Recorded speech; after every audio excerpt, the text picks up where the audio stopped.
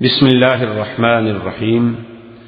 منہج corporation Jeddah برائے production و ڈسٹریبیوشن آپ حضرات کی خدمت میں قصص الانبیاء کا مبارک سلسلہ پیش کرنے کی سعادت حاصل کر رہا ہے۔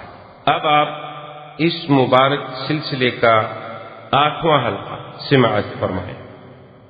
برادران اسلام، واجب الاحترام بزرگوں، دوستوں، بھائیوں، عزیز نوجوانوں، قصص الانبیاء علیہ والسلام کے دروس کے ضمن میں ہم نے سیدنا ابراہیم الخلیل علیہ والتسلیم ابو الانبیاء کے بارے میں سابقہ دروس میں باتیں عرض۔ سیدنا ابراہیم الخلیل علیہ السلام اتنے باعظمت اللہ کے پیغمبر ہیں، اتنی رفعت شان کے مالک ہیں کہ آپ کے بعد یعنی پھر اللہ نے جتنے نبی بھیجے ہیں سب ابراہیم علیہ السلام کی ذریت۔ اس لیے قرآن پاک نے بڑی تفصیل سے اور مختلف مقامات پہ سیدنا ابراہیم علیہ السلام کا کیا، اور سیدنا ابراہیم علیہ السلام تمام انبیاء یعنی جتنے اللہ نے نبی بھیجے ہیں یا رسول بھیجے ہیں، یہ اعزاز صرف آپ کو ملا ہے کہ اللہ نے آپ کو یہ لقب بخشا کہ خلیل اللہ۔ اور روایات میں موجود ہے کہ ایک دن سیدنا ابراہیم الخلیل علیہ السلام اپنے گھر میں آئے اور دیکھا کہ ان کے گھر کے اندر ایک نوجوان آدمی کھڑا۔ وہ آپ حیران ہو، کیونکہ میرا گھر دروازے بند ہیں، یہ اللہ کا بندہ اندر کیسے آ؟ تو حضرت سیدنا ابراہیم علیہ السلام فوراً داخل ہوئے اور فرمایا کہ کون ہو تم میرے گھر میں بغیر عزت کے، بغیر اجازت کے؟ تم نے کہا کہ آپ ناراض نہ ہوں، میں ملک الموت اللہ کا فرشتہ۔ فرمایا کیسے آنا ہوا؟ کاش اللہ نے مجھے بھیجا ہے کہ میں آپ کو یہ خوشخبری پہنچاؤں کہ آپ میرے خلیل ہیں، آپ خلیل اللہ۔ تو سیدنا ابراہیم علیہ السلام نے عرض کیا کہ میرے اللہ نے مجھے یہ مرتبہ اور یہ مقام دیا نہیں۔ دیکھو نا جی، آپ کہتے ہیں فلاں میرا دوست ہے، جس کو اللہ کہے کہ میرا دوست ہے، خلت کوئی یعنی آپ اندازہ کریں، کوئی ایسا لفظ نہیں ہے کہ جو ہر کسی کے لیے استعمال ہو جائے۔ یعنی سرکار دو عالم صلی اللہ علیہ وسلم اور سیدنا ابو بکر کا کتنا قرب ہے، یعنی آپ اندازہ فرمائیں کہ سب سے اول اسلام لانے والے، پھر حضور صلی اللہ علیہ وسلم کے سسر بھی ہیں، قرابت بھی ہے، پھر جس انسان نے اپنی ساری زندگی، اپنی جان، مال، اولاد، تن سب کچھ قربان کر دیا حضور پہ، لیکن حضور نے فرمایا کہ لو کنت متخذا خلیلا لاتخذت ابا بکر خلیلا ولکن صاحبکم خلیل اللہ، کہ اگر میں کسی کو خلیل بناتا اور یہ لقب دیتا تو پھر ابو بکر کو دیتا، لیکن اس کو بھی میں نہیں دیتا۔ دادا فرمائے کہ یہ مقام یعنی اگر میں کسی کو دیتا تو وہ تو مستحق سیدنا ابو بکر تھے، لیکن ان کو بھی میں نہیں دے سکتا، اس لیے کہ مجھے اللہ نے خلیل بنا لیا ہے، تو پھر ایک دل میں دو کی محبت نہیں جمع ہو۔ بھائی ایک وقت یہ نہیں ہو سکتا کہ آدمی اس کو بھی چاہے اور اس کو بھی چاہے، یہ بات تو سب سے بڑا شرف ہے کہ اللہ نے آپ کو خلیل اللہ کا لقب دیا۔ اور دوسرا سب سے بڑی شان یہ ہے ابراہیم علیہ السلام کی، جس کو اللہ نے قرآن میں فرمایا کہ وَإِبْرَاهِيمَ الَّذِي وَفَّىٰ، کہ میرا ابراہیم بڑا وفا، یعنی ایک تو دوست ہے، پھر دوست بھی ایسا جو وفا پہ پورا اترنے والا۔ اور یہ بھی سیدنا ابراہیم الخلیل کے بارے میں اللہ نے فرمایا کہ ہم نے بڑا امتحان لیا، لیکن ابراہیم پورا۔ وَنَادَيْنَاهُ أَن يَا إِبْرَاهِيمُ قَدْ صَدَّقْتَ الرُّؤْيَا إِنَّا كَذَٰلِكَ نَجْزِي الْمُحْسِنِينَ۔ اللہ نے خود پکارا، فرمایا ابراہیم بس تمہارا خواب سچ، تو نے اپنا خواب سچا کر، ہم نے حکم دیا آپ نے بیٹے کو پیش کر۔ یہ تو ہماری حکمت تھی کہ ہم نے اسماعیل علیہ السلام کو ذبح نہیں ہونے دیا، ورنہ ابراہیم علیہ السلام نے تو کمی نہیں۔ یہ عظمت جو ہے یہ بھی ابراہیم علیہ السلام، اور اسی طرح یاد رکھیں کہ بہت ساری سنتیں ایسی ہیں جو ابراہیم علیہ السلام سے چلی۔ اول من اختتن، سب سے پہلے ختنہ جو ہے، جو مسلمانوں کی آج کل ایک شعار ہے، علامت ہے، تو ختنہ جو ہے سب سے پہلے ابراہیم علیہ السلام سے سنت شروع۔ اسی طرح کتابوں میں ہے کہ اول من لبس السروال، سب سے پہلے سلوار جو ہے وہ بھی ابراہیم علیہ السلام نے پہنی، ورنہ آپ سے پہلے کسی نبی نے سلوار نہیں پہنی۔ اچھا، سرابیل میں یہ سب چیزیں آ جاتی ہیں، یعنی وہ پجامہ نما ہو، سادہ ہو، کیسا ہو، کچھ بھاری ہو، مقصد تو ہے کہ ورنہ رواج کیا تھا، الازار والردا، کہ نیچے بھی چادر باندھتے تھے، اوپر قمیص پہن لیا یا اوپر بھی ایک چادر ڈال۔ سرکار دو عالم صلی اللہ علیہ وسلم نے بھی ساری زندگی جو ہے چادر باندھی، آپ نے ساری زندگی چادر باندھی ہے۔ اتنا روایات میں ملتا ہے کہ آپ نے سلوار خرید فرمائی اور اس کو پسند بھی فرمایا کہ بھئی بڑا اچھا لباس ہے کہ آدمی کا سطر محفوظ رہتا ہے، ورنہ چادر تو ہو سکتا ہے نہ لیٹنے میں کھل جائے، اب سلوار تو نہیں کھلتی۔ تو یہ سنت جو ہے یہ بھی سیدنا ابراہیم علیہ السلام، اور اسی طرح یہ بھی صحیح روایات میں موجود ہے کہ یہ جو اللہ نے یعنی دین فطرت کی نشانیوں میں یہ احکام رکھے ہیں کہ جن میں یعنی ختنہ ہے، اور اسی طرح اس کے بعد جو ہے ختنے کے بعد یہ ہے کہ استنجا ہے، یعنی غسل بالماء جو ہے پانی کے ساتھ استنجا کرنا جو ہے یہ بھی ابراہیم علیہ السلام سے ابتدا۔ اول من استحدہ، یعنی ہلکا آنا، زیر ناف بالوں کا صاف کرنا جو ہے لوہے کے ساتھ یعنی اس طرح کے ساتھ، یہ بھی سب سے پہلے ابراہیم علیہ السلام سے۔ اسی طرح روایات میں موجود ہے کہ مزمزہ یعنی پانی منہ میں لے کے کلی کرنا، استنشاق ناک میں پانی لے کے ناک کو صاف کرنا، وتقلیم الاظافر ناخن کاٹنا، نطف الابط بالوں بغلوں کے بال صاف کرنا، یہ بھی سنت ابراہیم، یہ بھی سب سے پہلے سیدنا ابراہیم علیہ السلام۔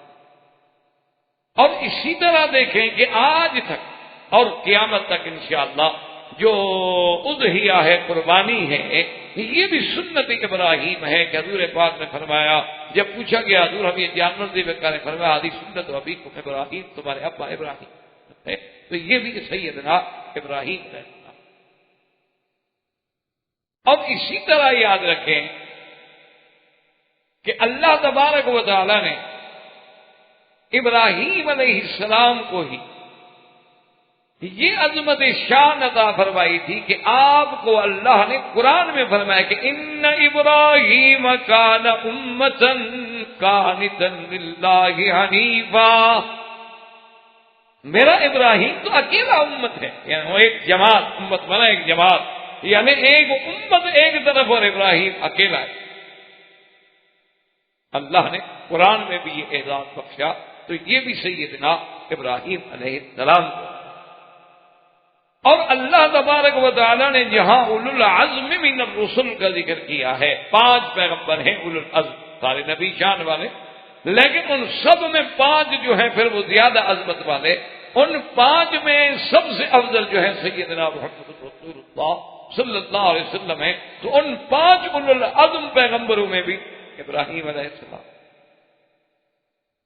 اور اسی طرح یہ بات بھی دیکھ رہے ہیں کہ اللہ تبارک و تعالی نے اپنے کعبے کا معمار جو ہے اور جس کا ذکر قرآن میں ہے وہ بھی صرف ابراہیم ہے، اور کسی کا ذکر اللہ نے قرآن میں نہیں کیا کہ فلاں نبی نے میرا کعبہ بنایا، حالانکہ حضور پاک صلی اللہ علیہ وسلم بھی بنائے کعبہ میں شریک ہوئے ہیں، لیکن ذکر آیا ہے تو ابراہیم و اسماعیل اور کسی پیغمبر پر۔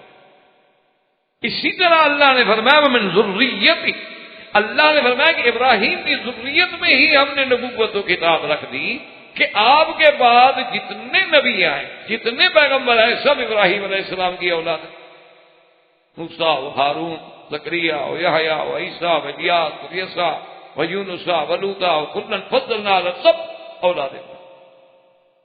تو یہ شرف جو ہے یہ بھی سیدنا ابراہیم ہے۔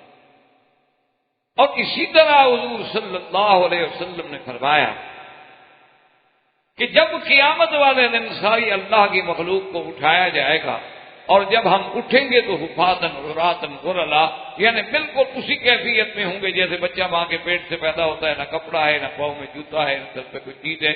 تو فرمایا اول من یکسا، سب سے پہلے جس کو جنت کا لباس پہنایا جائے گا وہ میرے ابا ابراہیم۔ حتیٰ کہ بعد روایات میں یہ بھی آتا ہے کہ صحابہ نے پوچھا کہ حضور آپ سے بھی پہلے؟ آپ فرمایا ہاں مجھ سے بھی، کیونکہ اللہ کے راستے میں سب سے پہلے سیدنا ابراہیم علیہ السلام کے کپڑے اتار کے آگ میں ڈالا۔ تو یہ شرف جو ہے کہ تمام انبیاء سے پہلے جنت کا لباس ملنا، یہ بھی سیدنا ابراہیم علیہ السلام۔ اور اسی طرح اللہ تبارک و تعالی کسی پیغمبر کا، یعنی آپ سارے نبیوں کی زندگی پہ نظر ڈالیں، ہمارے لیے تو سارے پیغمبر شان والے ہیں، ہمارا سب پہ ایمان ہے، ہم تو سب کو اللہ کا نبی اور اللہ کا رسول مانتے ہیں، عظمت والے، شان والے، اللہ نے ان کو نبوت اور رسالت کے لیے منتخب فرمایا۔ لیکن یہ ساری باتوں کے باوجود یہ شان صرف اللہ نے ابراہیم علیہ السلام کو دیا ہے کہ جب انہوں نے دعا مانگی نا کہ وَاجْعَلْ لِي لِسَانَ صِدْقٍ فِي الْآخِرِينَ، میرا اللہ میرا ذکر جو ہے وہ آخرین میں ان میں بھی باقی رہے۔ اللہ نے حکم دیا اپنے نبی پاک کو۔ صحابہ کہتے ہیں کہ اپنے حضور سے سوال کیا یا رسول اللہ صلی اللہ علیہ وسلم، ہم نے آپ پہ سلام پڑھنا تو سیکھ لیا ہے کہ السلام علیکہ ایھا النبی ورحمۃ اللہ وبرکاتہ، وکیف الصلاۃ علیکہ یا رسول اللہ، ہم آپ پہ درود کیسے بھیجیں؟ آپ نے فرمایا فقولوا اللہم صل علی محمد وعلى آل محمد كما صليت على إبراهيم وعلى آل إبراهيم إنك حميد مجيد، وبارك على محمد وعلى آل محمد كما باركت على إبراهيم وعلى آل إبراهيم إنك حميد مجيد۔ تو اللہ تبارک و تعالیٰ نے حضور پہ درود بھیجنے کے ضمن میں سیدنا ابراہیم کا ذکر کر کے آپ کا ذکر جو ہے قیامت تک زندہ کر دیا کہ جب تک قیامت تک مسلمان ہوں گے، نمازیں پڑھیں گے، تو جہاں حضور کا نام آئے گا وہاں ابراہیم علیہ السلام کا نام دیا۔ یہ شرف کسی پیغمبر کہ کسی پیغمبر کا نام ہم نماز میں لیں۔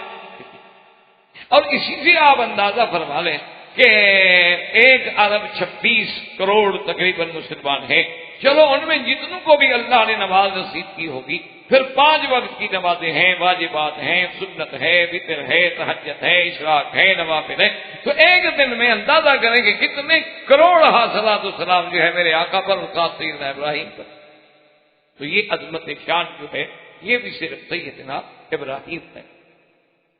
اور اسی طرح یاد رکھیں کہ کسی پیغمبر کے واقعے کو اتنی تفصیل سے بیان نہیں کیا گیا، اور اللہ تبارک و تعالیٰ نے ابراہیم علیہ السلام کا ایک ایک واقعہ، آپ کا مناظرہ، آپ کا قوم سے مقابلہ، آپ کا بتوں کو توڑنا، آپ کا نمرود سے ٹکرانا، آپ کا آگ میں ڈالا جانا، آپ کا آگ سے، یعنی کون سا واقعہ ہے جس کو اللہ نے قرآن میں کھول کے بیان کیا۔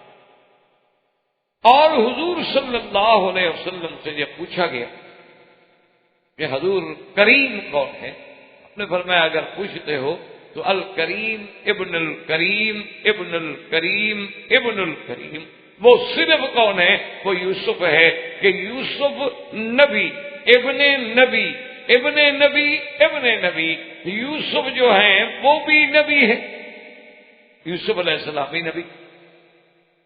اور اسی طرح دیکھیں کہ یعقوب علیہ السلام ان کے والد جو ہیں وہ بھی نبی، اور یعقوب علیہ السلام کے والد حضرت اسحاق وہ بھی نبی، اور حضرت اسحاق کے ابا ابراہیم الخلیل وہ بھی نبی۔ یعنی آپ حیران اندازہ کر سکتے ہیں کہ خود نبی، باپ نبی، دادا نبی، پر دادا نبی، اللہ نے گویا نبوت آپ کے گھر میں رکھی۔ یہ شان جو ہے یہ بھی سیدنا ابراہیم علیہ السلام۔ اور اسی طرح حضرت ابراہیم علیہ السلام کو اللہ نے صحف بھی عطا فرمایا، جس کا ذکر قرآن میں ہے، صحف ابراہیم و موسیٰ۔ اور حضور سے پوچھا گیا، سرکار دو عالم صلی اللہ علیہ وسلم سے، کہ ابراہیم علیہ السلام کے جو صحف ہیں ان میں کیا آپ نے فرمایا ان میں امثال مناجات ان میں مثالیں تھیں کہ اللہ نے مثالیں دے دے کے سمجھایا، اور اس میں اتنی بلیغ اتنی حکمت پہ مبنی امثلہ کا ذکر ہے کہ اگر آدمی وہ دیکھے تو انسان حیران ہو جاتا ہے کہ ابراہیم علیہ السلام کی اس دور کی نصائح جو ہیں وہ آج بھی امت کے لیے ہدایت کا ذریعہ۔ تو یہ شرف جو ہے یہ بھی سیدنا ابراہیم علیہ السلام کو ملا۔ تو آپ نے ملک الموت سے پوچھا کہ اللہ نے جو مجھے خلیل بنایا تو کس میری نیکی کو اللہ نے قبول فرما دیا، کیونکہ یہ کوئی معمولی اعزاز تو نہیں ہوتا۔ تو ملک الموت نے کہا کہ اللہ فرماتے ہیں کہ میرا خلیل دینا تو جانتا ہے لیکن کسی کو لیتا، تو یہ اللہ کو آپ کی صفت اتنی پسند آ گئی، اتنی بھا گئی ہے کہ اللہ نے آپ کو خلیل، جیسے کہ ایک صحیح حدیث میں آتا ہے حضور پاک صلی اللہ علیہ وسلم نے فرمایا، آپ نے فرمایا بلال بھائی تم نے کون سا ایسا عمل کیا کہ میں نے جنت میں جب میں داخل ہوا تو جہاں بھی میں گیا خشخشت کا امامی، تیرے چلنے کی آواز میرے آگے آگے آ رہی، تو میرے آگے چل رہا تھا، بھائی اتنے مرتبے پہ تو کیسے پہنچ گیا؟ ویسے حضور کے آگے چلنا جو ہے چونکہ خادم ہے، خادم مخدوم کے آگے چلتے، تو لیکن حضور نے فرمایا کہ تمہیں یہ مرتبہ کیسے مل گیا؟ تو حضرت بلال نے عرض کیا کہ یا رسول اللہ صلی اللہ علیہ وسلم میں نے اپنے اوپر لازم کیا ہوا ہے کہ جب بھی میں وضو کرتا ہوں تو فوراً 2 رکعت نماز پڑھتا ہوں تحیۃ الوضو، اور اپنے آپ کو وضو کے ساتھ ہے، کبھی بے وضو نہیں۔ اب یہی بات جو تھی وہ اللہ کو پسند آئی۔ اسی طرح یہ بھی شان یہ حضرت سیدنا ابراہیم الخلیل علیہ السلام ہے کہ حضور نے فرمایا کہ میں نے جنت میں دیکھا انی رأیت کثرت، میں نے ایک قصر ایک عظیم شان محل دیکھا، من لؤلؤۃ، سارے کا سارا موتیوں سے بنا ہوا، اینٹوں کے بجائے بھی موتی لگے ہوئے، اور موتی بھی ایسا ہے جس میں سوراخ تک بھی نہیں۔ میں نے دیکھا اور میں نے پوچھا کہ یہ عظیم شان قصر کس کا ہے؟ انہوں نے کہا یہ سیدنا ابراہیم خلیل علیہ السلام کے لیے اللہ۔ سیدنا ابراہیم خلیل علیہ السلام یعنی خلیل اللہ بھی ہیں، ابو الانبیاء والرسل بھی ہیں، اولو العزم من الرسل بھی ہیں۔ خلیل اللہ کے ساتھ اتنا بڑا اعزاز ملا ہے کہ ابراہیم الذی وفا، اور پھر اللہ نے آپ کو جو بھی حکم دیا اس کی تعمیل پوری کی۔ آپ حیران ہوں گے کہ آپ کو ختنے کا حکم کب ملا؟ جب آپ کی عمر 120 سال ہوگی، اتنی بڑی عمر میں حکم ہے، آج کوئی حکم ہے اللہ کے حکم کے بعد پھر پوچھنے کی یا انکار کرنے کی کیا تکلیف یا دیر کرنے کی کیا بات؟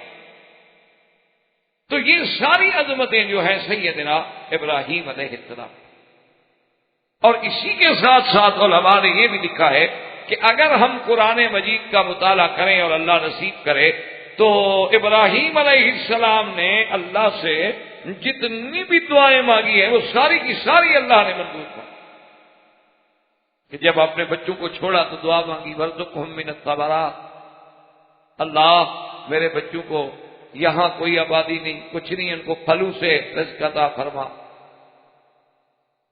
اللہ نے کیسے دعا منظور فرمائی کہ جب آپ کے ملک میں بھی پھل نہ ملے مکے میں ملتا ہے، یعنی وہ ملک جو زراعی ہے، وہ ملک جو باغات کے گڑھ سمجھے جاتے ہیں، جب وہاں بھی فروٹ ختم ہو جائے مکے میں موجود ہے۔ یجبا الیہ ثمرات کل شیء، اللہ فرماتے ہیں ساری کائنات کے پھل کھینچ کے ہم یہاں پہنچا۔ اسی طرح حضور صلی اللہ علیہ وسلم نے فرمایا کہ ابراہیم علیہ السلام نے دعا مانگی تھی کہ اللہم بارک لہم فی مائہم ولحمہم، یا اللہ مکے والوں کے پانی میں اور گوشت میں برکت عطا فرما۔ تو فرمایا کہ ہم اس وقت نہیں تھی، اس وقت گندم دانہ وغیرہ یہ چیزیں نہیں تھی، ورنہ ابراہیم ان کے لیے بھی شاید دعا فرما دیتے۔ لیکن دیکھ لیں، اس لیے علماء نے لکھا ہے کہ جتنا گوشت یا جتنا پانی مکے میں ملتا ہے کہیں نہیں ملتا، اور یہ بھی علماء نے لکھا ہے کہ آپ دنیا کے کسی ملک میں چلے جائیں، آپ اتنی دیر گوشت نہیں کھا سکتے کہ آپ 1 سال متواتر صبح شام رات دن گوشت کھاتے رہیں اور پھر بھی ٹھیک رہیں۔ یہ صرف مکہ ہے جہاں آدمی اتنا گوشت کھا رہے۔ تو یہ بھی ابراہیم علیہ السلام کی دعا تھی۔ اور پانی تو ایسا ملا نا زمزم کہ ساری کائنات کے بندے ہر سال 30 لاکھ آدمی رمضان میں اور 30 لاکھ 20 لاکھ 15 لاکھ حج میں پیتا ہے، بھرتا ہے، لے جاتا ہے، لیکن کوئی فرق نہیں، کوئی کمی نہیں آتی۔ تو نہیں کہ کنواں خشک ہو گیا۔ ہمارے لاہور میں یا آپ کے اور جو ہندوستان کے شہر ہیں دریاؤں کے کناروں پہ ہیں، وہاں بھی ایسے اوقات آ جاتے ہیں کہ کوئی اچھا خاصا اجتماع ہو جائے تو پانی کنویں میں نہیں ملتا، پانی واٹر لیول اتنا ڈاؤن ہو جاتا ہے کہ پانی نہیں آتا۔ حالانکہ دریا کے کنارے پہ ہیں وہ شہر، راوی جو ہے دریا ہے، لاہور تو راوی کے کنارے پہ بس رہا ہے، لیکن اس کے باوجود بھی یعنی وہاں کوئی اچھا فنکشن ہو جائے یا کوئی اجتماعات ہو جائے یا کوئی میلہ لگ جائے تو پانی نہیں ملتا۔ اور زمزم کا پانی دیکھیں کہ کوئی دریا بھی قریب نہیں ہے، اور دریا جو ہے وہ تو سمندر ہے، وہ تو کڑوا پانی ہے۔ لیکن اللہ تبارک و تعالیٰ نے اس کی شان اتنا رکھی ہے کہ جتنا ہم سارے دن میں زمزم استعمال کرتے ہیں، جو لوگ زمزم پہ کام کرتے ہیں ان سے آپ پوچھو، کہتے ہیں اتنا اوپر آ جائے۔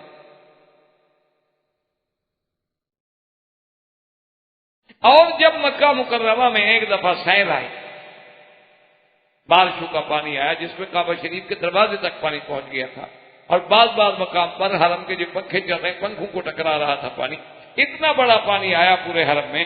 لیکن خدا کی شان ہے، اس دور میں جو لوگ زمزم پہ کام کرتے تھے انہوں نے کہا کہ ہم نے جو زمزم میں ڈول ڈالے تو ڈول نیچے نہ جائے۔ یعنی خدا کی قدرت یہ تھی کہ اللہ نے زمزم کے اوپر پوری ایک غلاف دے دیا، چادر دے دی کہ وہ سیل کا پانی جب اس کے اندر نہ مل جائے، اور جب سیل کے پانی صاف ہو گئے ڈول ڈالا تو ڈول ٹھیک جا رہا ہے، پانی آ رہا ہے۔ اب وہ کوئی کہے جی وہ کیسے پردہ ہو گیا تھا، اللہ فرماتے تھے 2 دریاؤں کو دیکھ لو، بینہما برزخ لا یبغیان، کہ میں نے 2 دریاؤں کے درمیان میں حاجت رکھ دیا ہے، ادھر میٹھا پانی ہے ادھر کڑوا پانی ہے، ملتے نہیں ہیں، کٹھے چلتے ہیں۔ تو یہ حاجت بھی تو تمہیں نظر نہیں آتا لیکن ہے، میں نے اس کو روکا ہوا۔ اچھا کئی دفعہ طوفان جو ہے نا جی وہ کڑوا پانی میٹھے میں چڑھ جائے گا پھر لوٹ آئے گا، لیکن وہ ملتا نہیں۔ اب بھی بنگلہ دیش میں اراکان ہے، اسی طرح کیپ ٹاؤن جنوب افریقہ میں بھی مرج البحرین ہے، اور بھی کئی مقام ہیں جہاں مرج البحرین ہے، 2 دریا مل رہے ہیں، پانی نہیں ملتا۔ اچھا کشتی میں جائیں آپ، غوطہ لگائیں، ادھر سے ادھر چل جائیں ادھر سے ادھر چل جائیں، کوئی رکاوٹ بھی نہیں، لیکن کون سی چیز ہے جو ان کو نہیں ملنے تھے؟ تو ابراہیم علیہ السلام کی اللہ نے یہ دعا بھی پڑھی۔ اللہ نے جب ابراہیم علیہ السلام کو حکم دیا تھا تعمیر کعبہ کا، اور اس کے بعد آپ نے دعا کی تھی کہ ربنا تقبل منا، ہماری اس عمارت اس محنت اس بنانے کو قبول فرما، اللہ نے کیسا قبول، کیسیت؟ اسی طرح ابراہیم علیہ السلام نے دعا کی تھی کہ میرا مولا یہاں جب تیرے گھر کے قریب اپنے بچوں کو چھوڑ رہا ہوں، تحوی الیہ افئدۃ من الناس، لوگوں کو دلوں کو مکے کی طرف پھیر دے۔ اللہ نے کعبے کو مقناطیس قلوب بنا دیا کہ ساری دنیا کے بندے کھینچے آ۔ یعنی آپ تو پڑھے لکھے آدمی ہیں نا، آپ اپنے علاقوں میں جائیں بالکل جٹ دیہاتی خالص بالکل بکریاں ڈنگر چرانے والا، جس بیچارے کو یہ بھی پتہ نہیں ہوتا کہ الف کیا ہے اور با کیا ہے، اس کو بھی آپ کہے گا بس جی اور جی بڑی تمنا ہے اللہ مکہ مدینہ دکھا دے کسی طرح، اس کو مکے مدینے کا اس کو بھی پتہ۔ یعنی جس بچے کو اپنے گاؤں کا نام نہیں آتا، گاؤں کا پتہ نہیں ہے، تحصیل کا پتہ نہیں ہے، اس کو اپنے اسٹیشن ریلوے کا پتہ نہیں ہے، لیکن مکہ مدینہ جانتا ہے۔ اور یہ بھی ابراہیم علیہ السلام کو سعادت ملی تھی کہ وَأَذِّن فِي النَّاسِ بِالْحَجِّ يَأْتُوكَ رِجَالًا، کہ آپ کی آواز کو اللہ نے قیامت تک حج کا ذریعہ بنایا کہ جو میرے ابراہیم کی ندا پہ لبیک کہے گا اسی کو لاؤں گا، جو نہیں کہے گا نہیں لاؤں گا۔ یہ شرف بھی سیدنا ابراہیم علیہ السلام۔ تو اسی ضمن میں ہم نے پڑھا تھا کہ جب ابراہیم علیہ السلام بنائے کعبہ سے فارغ ہو گئے اور آپ پھر واپس گئے شام فلسطین، اور بی بی ہاجرہ جو ہے وہ فوت ہو گئی، ان کی وفات مکہ مکرمہ میں ہوئی، اور ان کا دفن جو ہے وہ بھی مکہ میں۔ اور ان کے دفن میں اور وفات میں اور جنازے میں سیدنا ابراہیم بھی شامل ہوئے اور حضرت اسماعیل بھی شامل ہوئے. اور یہ بھی کتابوں میں ہے کہ موت حاجر پر حضرت ابراہیم جو تھے بہت اداس، حزن شدید.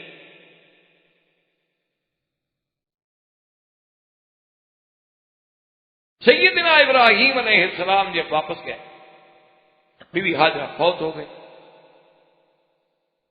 اب آپ کی بیوی جو تھی بی بی سارہ، اور یاد رکھیں یہ بھی روایات میں اللہ نے فرمایا کہ ابراہیم اس کو سارہ نہ کہا کرو، سارہ یعنی الف الف نہ ہو را کے بعد، سین الف سا را الف را، سارہ سارہ نہ سارہ، آگے ہا لگا پک.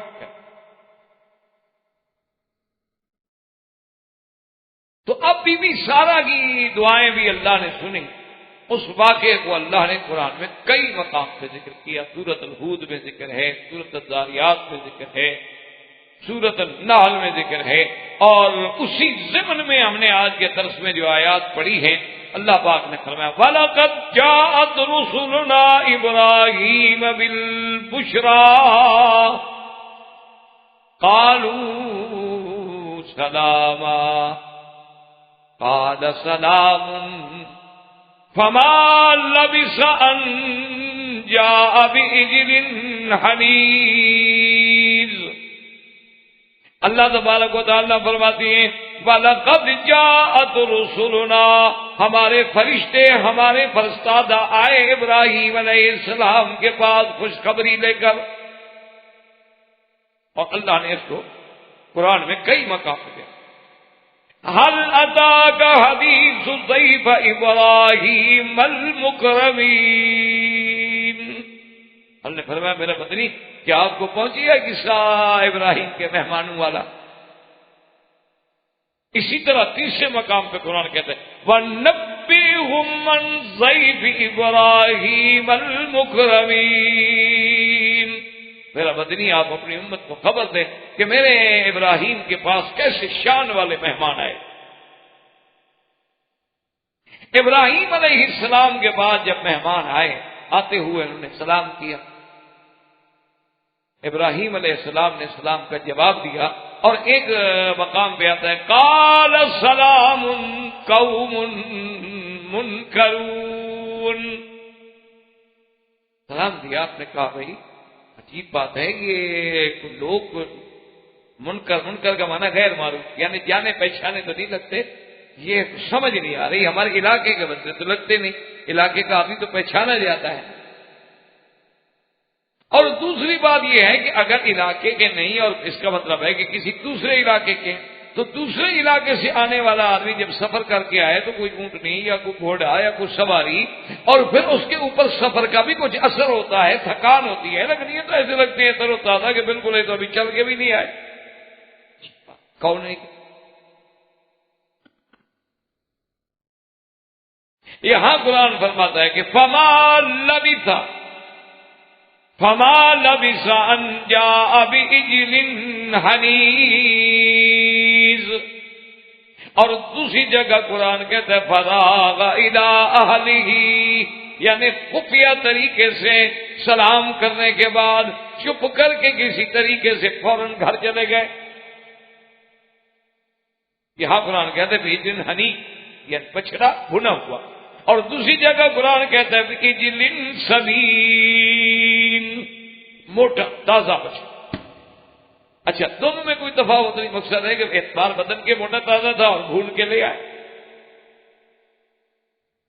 اور اسی سے علماء نے یہ مسئلہ بھی استنباط کیا ہے کہ آداب ضیافت میں یہ ہے کہ یعنی مہمان نوازی کے آداب میں یہ ہے کہ آدمی اپنے مہمانوں سے پوچھے نہیں، جو وقت کے مطابق حالات کے مطابق تقاضا ہے اور جو کچھ اللہ نے اس کو توفیق دی ہے وہ چپ کر کے پیش. مثلا چائے کا وقت ہے، چائے پیش کر دے، کھانے کا وقت ہے، کھانا پیش کر. ایسا وقت ہے کہ اندازہ ہو سکتا ہے یہ آدمی دور سے آئے ہیں، کھانا نہیں کھایا ہوگا تو پوچھ بھی سکتا ہے. لیکن آداب ضیافت اسی میں ہے کہ جو اللہ نے آپ کو دیا ہے، جو ہے سوکھی روٹی ہے، کچھ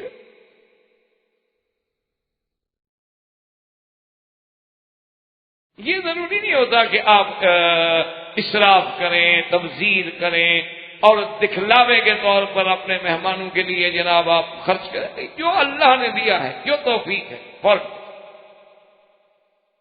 کیونکہ بعض اوقات یہ بھی ہوتا ہے کہ مہمان میں بھی ایک حیا ہوتی ہے کہ اس کو ضرورت بھی ہو تو وہ بیچارہ شرم کے بارے نہیں کہتا کہ دیکھو جی اب میں رات کو پہنچا ہوں، شام کا رات کافی بیت گئی ہے، اب میں ان کو کہوں کہ میں نے کھانا نہیں کھایا، لیکن کھانا اس نے نہیں کھایا ہوتا، لیکن اس کو بھی تو کچھ حیا ہوتا۔ اس لیے حکم یہ ہے کہ بھئی جو کچھ اللہ توفیق دے وہ پیش کر۔ تو حضرت ابراہیم علیہ السلام بھی فوراً، اور اکرام ضیف یہ ہے کہ نبی تو نبی ہوتا ہے نا، لیکن مہمان ہے تو اس کے لیے آدمی کو اس کا اکرام کرنا۔ جب آ گئے آپ نے کھانا پیش کیا، یہاں قرآن نے نہیں بیان کیا، دوسری جگہ فَقَرَّبَهُ إِلَيْهِمْ، کھانا لائے سامنے رکھا اور وہ بیٹھے نہیں کھا۔ یہاں قرآن کہتا ہے فَلَمَّا رَأَىٰ أَيْدِيَهُمْ لَا تَصِلُ إِلَيْهِ نَكِرَهُمْ، جب ابراہیم علیہ السلام نے دیکھا کہ وہ ہاتھ بھی نہیں بڑھاتے کھانے کی طرف، یہ کیسے مہمان ہے؟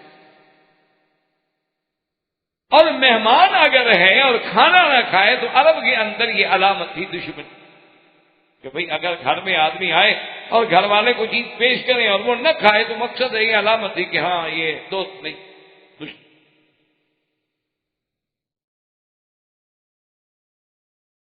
اور حضرت ابراہیم علیہ السلام نے جب دیکھا کہ ان کے تو ہاتھ ہی آگے نہیں بڑھتی، اتنا اچھا کھانا میں پکا کے لایا ہوں، خود اٹھا کے لایا ہوں، خود پیش کیا ہے، اب دل میں خوف پیدا ہوا۔ وَأَوْجَسَ مِنْهُمْ خِيفَةً قَالُوا لَا تَخَفْ، اب دل میں خوف پیدا ہوا، اور جب دل میں خوف آئے تو چہرے پر بھی اثار ہوتے ہیں۔ اس کے بعد جب انہوں نے دیکھا تو انہوں نے کہا آپ ڈرے نہیں، اِنَّا أُرْسِلْنَا إِلَىٰ قَوْمِ لُوطٍ، اور یہ آنے والے کون تھے؟ یاد رکھیں یہ فرشتے تھے، اور یہ بھی کتابوں میں ذکر ہے کہ آنے والوں میں حضرت جبریل علیہ السلام بھی تھے، حضرت میکائیل علیہ السلام بھی تھے، اور ملک الموت بھی تھے، یہ تین فرشتے۔ بعض علماء نے یہاں ایک روایت نقل کی ہے کہ جب ابراہیم علیہ السلام نے اصرار کیا کہ بھئی آپ کھانا کیوں نہیں کھاتے، تو انہوں نے کہا کہ ہم کھانا مفت نہیں کھاتے، پیسوں کے ساتھ کھاتے، کی قیمت اگر آپ لے لیں تو پھر کھائیں گے۔ تو ابراہیم علیہ السلام نے کہا کہ بھائی تم مہمان ہو، انہوں نے کہا جی نہیں بس ٹھیک ہے، آپ کا اپنے آداب ہیں، ہمارے اپنے آداب ہیں کہ ہم مفت چیز نہیں کھاتے، کہ کسی کی اس کا بدلہ دیتے ہیں، اس کی آپ قیمت بتا دیں تو پھر ہم کھائیں گے۔ انہوں نے کہا ٹھیک ہے قیمت تو ہے، چلو قیمت دے دو۔ انہوں نے کہا جی کیا قیمت ہے؟ اس نے کہا اس کی قیمت صرف اتنا ہے کہ جب کھانا کھاؤ تو پڑھو بسم اللہ الرحمن الرحیم، اور جب کھا لو تو کہہ دو الحمدللہ، اللہ تیرا شکر ہے، بس قیمت ادا ہو گئی۔ لیکن یہ روایت اسرائیلی ہے اور صحیح نہیں ہے، اس لیے کہ وہ تو اللہ کے فرشتے ہیں، بسم اللہ پڑھو یا نہ پڑھو، الحمدللہ پڑھو یا نہ، وہ تو ہر وقت اللہ کی تسبیح میں ہیں، عباد المقربون ہیں، وہ ہر وقت اللہ کی تسبیح و تقدیس بیان کرتے ہیں، اور پھر وہ تو ہر لحاظ سے کھانے سے پاک ہیں، وہ ایسی بات کیسے کر سکتے؟ اور قرآن میں بھی اس کا کوئی اشارہ۔ اب جناب جب یہ بات طے ہوگی، انہوں نے کہا کہ حضرت آپ نہ گھبرائیں، ہم تو آئے ہیں قوم لوط کی طرف، اور درمیان میں اللہ نے ہمیں یہ بھی حکم دیا ہے کہ ابراہیم علیہ السلام کی طرف سے جانا ہے۔ تو اب آپ کی بیوی جو تھی وہ ساتھ کھڑی، وَامْرَأَتُهُ قَائِمَةٌ فَضَحِكَتْ فَبَشَّرْنَاهَا بِإِسْحَاقَ وَمِنْ وَرَاءِ إِسْحَاقَ يَعْقُوبَ۔ اللہ تبارک و تعالیٰ فرماتے ہیں کہ آپ کی بیوی کھڑی تھی، فَضَحِكَتْ، بیوی ہنس پڑی۔ اچھا اب بعض علماء یہاں یہ کہتے ہیں کہ جب ان کو خوشخبری دی گئی نا بیٹے کی تو پھر بیوی ہنس پڑی، حالانکہ یہ بات نہیں ہے، کیونکہ یہاں قرآن یہ کہتا ہے کہ یہ واقعہ پہلے ہے اور بشارت بعد میں ہے۔ وامرأته قائمة فضحكت فبشرناها بإسحاق ومن وراء إسحاق يعقوب. تو بشارت تو بعد میں اور بی بی صاحبہ کا ہنسنا جو ہے وہ پہلے. تو یہ کیوں کہا گیا کہ بی بی صاحبہ کیوں ہنسی؟ کہتے ہیں کہ بی بی صاحبہ دراصل اس لیے ہنسی تھی کہ قوم لوط جو تھی وہ اخبث ترین قوم. قوم لوط علیہ السلام جو تھی وہ دنیا کے افحش ترین مصیبت میں پڑی ہوئی تھی اور پورے اس علاقے میں فساد پھیلا دیا تھا اور کسی کی عزت محفوظ نہیں تھی. تو جب ان پر عذاب کی بات آئی تو بی بی خوش ہو گئی کہ اچھا ہوا الحمدللہ ایسی قوم پر تو قہر آنا ہے. اس لیے بی بی صاحبہ کو اب جب بی بی صاحبہ کو یہ خبر آ گئی تو انہوں نے کہا کہ ہم آپ کو ایک اور خوشخبری بھی دیتے ہیں کہ اللہ تبارک و تعالی جو ہے آپ کو بیٹا عطا فرمائیں گے اور بیٹے کا نام بھی اسحاق ہوگا اور پھر اسحاق کے بعد اس کا بیٹا یعقوب ہو. یعنی خوشخبریوں کی خوشخبریاں کئی خوشخبریاں ہوگی. ایک تو آپ کو بیٹا ملے گا، پھر بیٹا بھی نبی ہوگا اسحاق، پھر اسحاق کا بھی بیٹا ہوگا یعقوب اور وہ بھی نبی.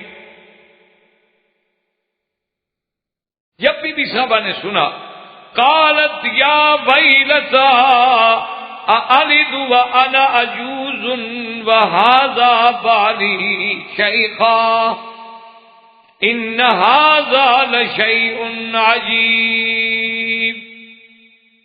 جب سنا تو کہنے لگا عجیب بات، أألد أنا مجھے بچہ ہوگا، میں بڑھیا. روایات میں آتا ہے کہ آپ کی عمر 90 سال تھی اس وقت اور ابراہیم علیہ السلام تو 120 سال سے بھی گزر چکے تھے. اس نے کہا کیا کہیں؟ اور دوسری جگہ قرآن کہتا ہے فَأَقْبَلَتِ امْرَأَتُهُ فِي سَرَّةٍ فَسَكَّتْ وَجْهَهَا. قرآن کہتا ہے کہ آپ کی بیوی جو تھی نا جی فَأَقْبَلَتِ امْرَأَتُهُ فِي سَرَّةٍ. سرہ کہتے ہیں کہ آدمی حیران ہو کے ایسا حیران ہو کے آواز نکال، اس کو عربی میں کہتے ہیں سرہ، کہ بالکل بے تحاشا. فَسَكَّتْ وَجْهَهَا، اور اپنے چہرے پہ ایسے ہاتھ مارا جیسے عورتوں میں رواج ہوتا ہے. اب بھی کوئی بات ہو کہتے ہیں عجیب بات ہے، یہ کوئی ہو سکتا ہے یہ کوئی کرنے والی بات ہے. اب بھی عورتوں میں یہ بات موجود ہے.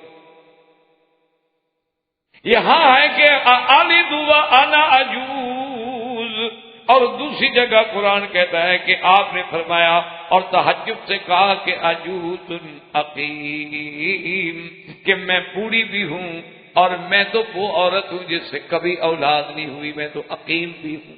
عقیم کہتے ہیں بانج، یعنی وہ عورتیں جس میں اولاد کے انجاب کی خصوصیت ہی نہیں. اب وہ جناب بی بی صاحبہ نے کہا عجیب سی بات ہے کہ یہ ہمیں بشارت دے رہے ہیں بیٹے کی، مجھے بیٹا ہوگا. اچھا چلو میں بھی بوڑھیا، پھر میرا شوہر بھی دیکھو آدھا بالی شیخن، یہ مجھ سے بھی بوڑھا، کیونکہ جو شیخوخہ میں پہنچ چکے ہیں. پہلے جو ہے نا آدمی جنین ہوتا ہے، پھر صبی ہوتا ہے، پھر ولد ہوتا ہے، پھر مراہق ہوتا ہے، پھر غلام ہوتا ہے، پھر شاب ہوتا ہے، اس کے بعد شیخ ہوتا ہے. جب سن شیخوخہ میں پہنچ گیا تو بوڑھے آدمی سے کیا اولاد ہوگی بھائی. اور اس کے بعد بھی کہا ان ھذا لشیء عجیب، عجیب بات ہے. بہرحال آپ کہہ رہے ہیں قالوا اتعجبین من امر اللہ رحمت اللہ وبرکاتہ علیکم اہل البیت انہ حمید مجید. اللہ کے فرشتوں نے کہا کہ کس بات پہ تعجب کرے؟ اللہ کے حکم سے. اللہ کی رحمت ہو، اللہ کی برکتیں ہوں آپ کو، آپ تو نبی کا اہل بیت ہیں. اللہ کی قدرت پر وہ اس کی مرضی ہے، بڑھاپے میں دے دے، مرضی ہے جوانی میں دے دے، مرضی ہے نہ دے. یہب لمن یشاء اناثا ویہب لمن یشاء الذکور او یزوجہم ذکرانا واناثا وَيَجْعَلُ مَن يَشَاءُ عَقِيمًا، اللہ چاہے تو لڑکے دے، لڑکیاں دے، جوڑے دے، اور چاہے تو بانجھ کر دے، کچھ بھی نہ دے۔ کتنے خوبصورت جوڑے ہوتے ہیں، جوان عورت ہے، جوان مرد، بچہ۔ اچھا کتنے آدمی دیکھو کہ بوڑھے ہیں اور اولاد ہے، کتنے آدمی ہیں بیمار ہیں، بعض مزمن امراض کے مریض ہیں لیکن اولاد ہے۔ اچھا بعض لوگ دیکھیں کہ دولت کا حساب کتاب حد نہیں ان کی، اولاد سے معلوم ہے، ایک وقت کی روٹی نہیں، گھر میں اولاد کی لینے لگی ہوئی ہیں ماشاءاللہ۔ یہ اللہ کی شان، یہ اللہ کا نظام ہے، اس میں کون دخل ہے؟ اگر یہ دولت والوں کو اولاد ملتی پھر غریب کے پاس ہوتی ہی نہ، پھر غریب کو تو یہ تو پیسے والے تو ماشاءاللہ بڑے حاسد ہوتے ہیں، کسی غریب کو بچہ تھوڑا رکھنے دیتے۔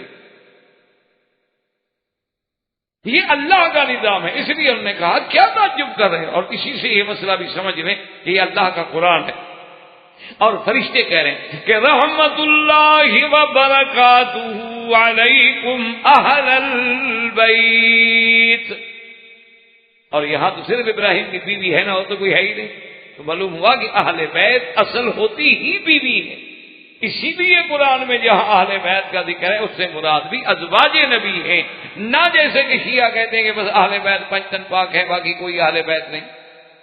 اب دیکھو نا یہاں تو قرآن ہے، کہنے والے فرشتے اور خطاب دے رہے ہیں اہل البیت، اور آگے کون ہے؟ فقط حضرت ابراہیم علیہ السلام کی بیوی ہے، تو معلوم ہوا کہ اصل اہل بیت کا اطلاق ہوتا ہی بیوی پہ ہے۔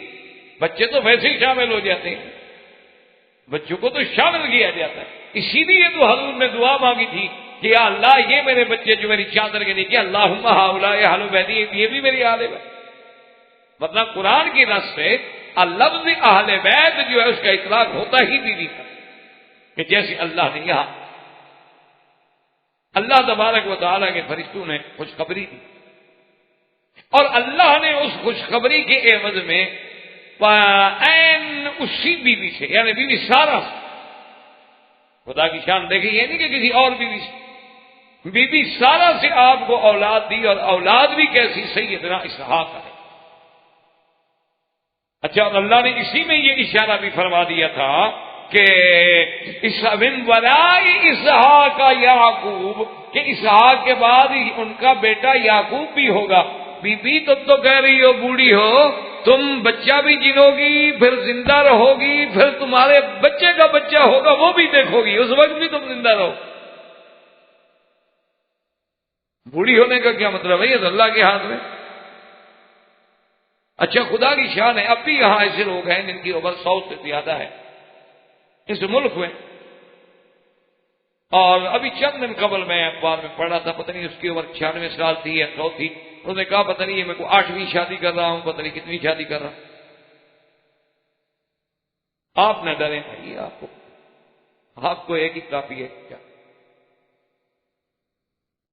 تو یہ تو عربوں کی میں بات کر رہا ہوں جن کا یعنی اکثر ہے کہ عرب سے تعلق ہے، ویسے خدا کی قدرت ہے، یاد رکھیں عرب جو ہے یہ سامی نسل، سامی جو ہے نا اللہ نے ان میں یہ قوتیں زیادہ رکھی ہیں نسبت حامی کے اور نسبت یا، یہ بھی ایک طبی تحقیق ہے کہ جتنے سامی نسل لوگ ہوں گے ان میں خدا کی قدرت ہے کہ اللہ نے یہ جنسی قوت جو ہے وہ زیادہ، غلبہ بھی زیادہ۔ 3 ہی تو بیٹے تھے نا، حام سام یافت، یا حام کی اولاد یا سام کی ہے یافت کی، یہ عرب سارے سام میں آتے ہیں۔ تو اب جناب اللہ نے بیٹا بھی عطا فرمایا اور بیٹے کا بیٹا بھی عطا فرمایا، اور اس کے بعد پھر بی بی سارا جو ہے وہ فوت، اور بی بی سارا جب فوت ہوئی ہیں تو ان کا دفن جو ہوا ہے وہ ہوا ہے جبرون۔ جبرون یاد رکھو اسی مقام کا نام ہے جس کو آج کل کہتے ہیں خلیل، یعنی آپ جائیں نا بیت المقدس انشاءاللہ تو اس کے بالکل ساتھ ایک جگہ ہے جس کو خلیل کہا جاتا ہے، پہلے بیت اللہ میں ہے، پھر وہ جبرون حبشی ہے، اور اسی جبرون تو یہ ان کا نام تھا یعنی سریانی زبان میں، عبرانی زبان میں اسی کا نام جو ہے خلیل ہے۔ تو اچھا ان کے جنازے میں بھی سیدنا اسماعیل مکے سے پہنچے اور اسحاق علیہ السلام تو پہلے وہاں موجود تھے، تو سیدنا ابراہیم علیہ السلام نے اور اسحاق و اسماعیل علیہ السلام نے جنازہ پڑھا اور ان کو وہی دفن فرمایا، اور ان کی قبر مبارک جو ہے وہ بھی اسی جبرون میں یعنی خلیل میں ہے۔ اور یہ علاقہ جو تھا، مربع جو تھا، اس کے بنانے والے بھی سلیمان تھے۔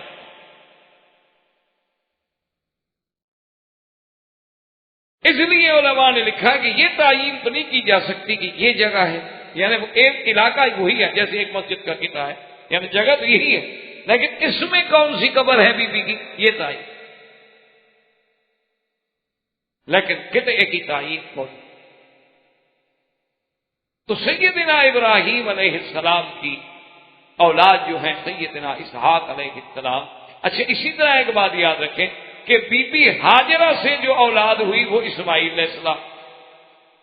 اور آج کے اس سبق سے ہمیں یہ بھی ایک بات جو ہے واضح ہو گئی، قرآن کہتا ہے فَبَشَّرْنَاهَا بِإِسْحَاقَ، تو جب کعبہ آپ نے بنا کے واپس فلسطین آئے تو پھر بشارت ملی اسحاق کی۔ اس کا مطلب ہے کہ ذبح کے وقت اگر تھا تو صرف اسماعیل، کیونکہ بنا کعبہ میں شریک ہونے والا اسماعیل ہے، کیونکہ وہ تو قرآن میں ثابت ہے نا کہ وَإِذْ يَرْفَعُ إِبْرَاهِيمُ الْقَوَاعِدَ مِنَ الْبَيْتِ وَإِسْمَاعِيلُ، وہ تو قرآن میں موجود ہے کہ بنا کعبہ کے وقت ابراہیم علیہ السلام کے ساتھ کون ہے؟ اسماعیل۔ اچھا، اسی طرح آج تک بھی حتیم کو کہا جاتا ہے ہجر اسماعیل، کیونکہ میزاب رحمت کے این نیچے بیٹھ کے حضرت اسماعیل علیہ السلام جو تھے وہ عبادت کرتے تھے، نماز پڑھتے تھے، دعائیں مانگتے تھے، تو اس جگہ کو کہا گیا ہجر اسماعیل۔ اور اب اللہ فرماتے ہیں فَبَشَّرْنَاهَا، یعنی اس واقعے کے بعد ہم نے اسحاق کی بشارت دی، تو یہ بات واضح ہو گئی کہ ذبیح جو ہے وہ اسماعیل علیہ السلام ہیں، نہ کہ اسحاق ہیں، جیسے کہ اسرائیلیوں نے بعض روایات میں یہ سازش کی ہے کہ ہم یہ ثابت کریں کہ ذبیح جو ہے وہ اسماعیل علیہ السلام نہیں ہے، تو یہ بات جو تھی یہ بھی بات۔ اب اسی کے ساتھ یہ بات بھی یاد رکھیں کہ ابراہیم علیہ السلام جو تھے، آپ نے بی بی ہاجرہ سے شادی ہوئی، اس سے حضرت اسماعیل، بی بی سارہ سے اللہ نے حضرت اسحاق۔ اچھا، بی بی سارہ جو ہے یہ حضرت ابراہیم کے خاندان، بی بی ہاجرہ جو ہے وہ اس بادشاہ نے دی تھی ہدیہ۔ اس کے بعد پھر حضرت ابراہیم علیہ السلام نے پھر بھی شادی کی، اس شادی سے بھی اللہ نے پھر آپ کو 5 یا 6 اولادیں عطا، یعنی بی بی ہاجرہ کے علاوہ، بی بی سارہ کے علاوہ ایک بی بی تھی کنتورہ، ان سے بھی آپ نے شادی فرمائی ہے، اور ان سے بھی سیدنا ابراہیم علیہ السلام کی اولاد۔ اچھا، اور اسی طرح قرآن مقدس میں آپ یہ دیکھ رہے ہیں کہ اللہ نے ابراہیم علیہ السلام کی صفت اسی صورت میں جو ہم نے آج پڑھی ہے، فرماتے کہ ان ابراہیم لحلیم اواہ منیب، میرا ابراہیم جو ہے بڑا حوصلہ، میرا ابراہیم حلیم، حلم والا، حلم جو ہے بہت بڑی صفت۔ اچھا، اللہ نے جو آپ کو 2 بیٹوں کی بشارت دی ہے، قرآن میں آپ پڑھیں گے، ایک جگہ آتا ہے بشرناہ بغلام علیم، ہم نے علم والے بیٹے کی بشارت، اور ایک جگہ جو بشارت ہے آتا ہے بغلام حلیم، ہم نے علم والے بیٹے کی، یعنی علم والا بیٹا بھی اللہ نے ابراہیم علیہ السلام کو دیا، اور حلم والا بیٹا بھی اللہ نے ابراہیم علیہ۔ اور اسی طرح یہ بات بھی دیکھیں کہ حضرت ابراہیم علیہ السلام کے بعد آپ کا بیٹے اسحاق علیہ السلام کے بیٹے کون؟ یعقوب کون ہے؟ آپ کا دوسرا نام کیا؟ اسرائیل، یعنی آپ کا دوسرا نام جو تھا اسرائیل۔ تو بنو اسرائیل میں جتنے نبی آئے سب ذریت ابراہیم علیہ، اور سیدنا اسماعیل سے اللہ نے صرف ایک نبی، سیدنا اسماعیل کی ملک میں صرف ایک نبی بھیجے گئے، محمد الرسول اللہ صلی اللہ علیہ وسلم، جو خاتم الانبیاء والمرسلین۔ اور اس کے بعد اللہ نے فرمایا کہ ہم اسی سبت میں سے، اسی سبت قریش میں سے 12 خلفاء پیدا کریں گے قیامت تک، جو پوری دنیا میں عدل و انصاف سے اور پوری دنیا میں اللہ کے احکام سے اس دنیا کو بھر دیں گے۔ یعنی وہ شروع تو ہوں گے حضور کے خلاف خلفاء سے، اور قیامت تک آتے رہیں گے، کبھی کوئی 100 سال بعد آیا، کوئی 200 سال بعد آیا، کوئی 300 سال بعد آیا، کوئی ابھی بعد میں آئے گا جیسے مہدی آئیں گے، اسی طرح پھر بعد میں آخر میں حضرت عیسیٰ ابن مریم علیہ السلام اتریں گے۔ تو یہ عظمت جو ملی ہے یہ بھی صرف سیدنا ابراہیم علیہ السلام کو اللہ تبارک و تعالیٰ نے عطا۔ اب اسی طرح دیکھیں گے جب ابراہیم علیہ السلام کی وفات کا وقت آئے تو ابراہیم علیہ السلام کی عمر مبارک جو ہے وہ 175 سال۔ اچھا اللہ کی شان دیکھو، اسحاق علیہ السلام پہ جب وفات آئی ان کی عمر بھی 175 سال۔ یہ قدرت کے اتفاقات ہوتے۔ اسی طرح اگر آپ دیکھیں گے نا تو سرکار دو جہاں کی عمر اور ابو بکر کی عمر ایک ہے، اور اسی طرح اتفاقات دیکھیں گے جیسے علماء نے لکھا ہے کہ اللہ کی شان ہے کہ جہاں سے کسی کی مٹی اٹھتی ہے نا تو اسی جگہ وہ دفن ہوتا ہے، تو معلوم ہوتا ہے کہ میرے محبوب کی اور صدیق کی مٹی بھی ایک جگہ سے اٹھائی گئی روضہ مبارک سے، کہ وہی جا کے پھر دونوں کو اللہ نے جمع فرمایا۔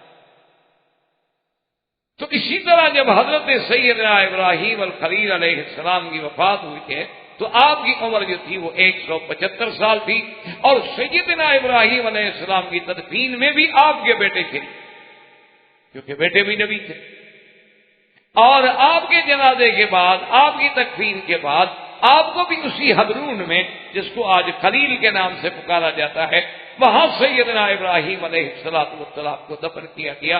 اللہ تبارک و تعالیٰ نے یہ مقام بھی کہ آپ بھی نبی تھے اور آپ پر جنازہ پڑھنے والے بھی اور پڑھانے والے بھی اللہ کے نبی اور بیٹے بھی، تو سیدنا ابراہیم علیہ السلام کی وفات جو ہے وہ بھی وہی حبرون میں ہوئی، اور آپ کا دفن جو ہے وہ بھی حبرون میں ہوا، اور اس کے بعد جو ہے جو آج کے درس میں ہم نے قرآن کی آیات کی تلاوت کی ہے، اس کے بعد اللہ تبارک و تعالیٰ کے پیغمبروں نے جب ابراہیم علیہ السلام سے ساری تفصیل ہو گئی، بات ہو گئی، فلما ذهب عن ابراہیم الرؤ وجاءته البشرى یجادلنا فی قوم لوط، انہوں نے کہا کہ جی ہم لوط علیہ السلام کے پاس جا رہے ہیں اور قوم لوط کے لیے جو اللہ کا فیصلہ ہے اس کو پورا کرنا ہے۔